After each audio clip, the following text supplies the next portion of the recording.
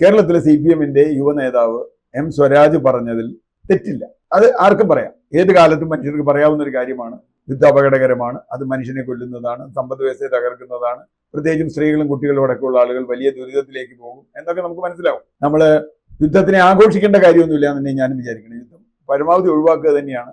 അതിനാണല്ലോ ഐക്യരാഷ്ട്രസഭ അടക്കമുള്ള സംവിധാനങ്ങൾ നമുക്ക് ഉണ്ടായിട്ടുള്ളത്, പല യുദ്ധങ്ങളും. പക്ഷേ എങ്കിലും യുദ്ധം ഒഴിവാക്കാൻ പറ്റില്ല, പലതും സംഘർഷം ഒഴിവാക്കാൻ പറ്റില്ല. അതിന് പല കാരണങ്ങളുണ്ട്. പ്രാദേശിക കാരണങ്ങളുണ്ട്, ദേശീയ കാരണങ്ങളുണ്ട്, സാമ്പത്തിക കാരണങ്ങളുണ്ട്, വേറെ വെള്ളം പോലും ഒരു കാരണമാവാം യുദ്ധത്തിന് എന്നൊക്കെ നമ്മൾ കണ്ടിട്ടുണ്ട്.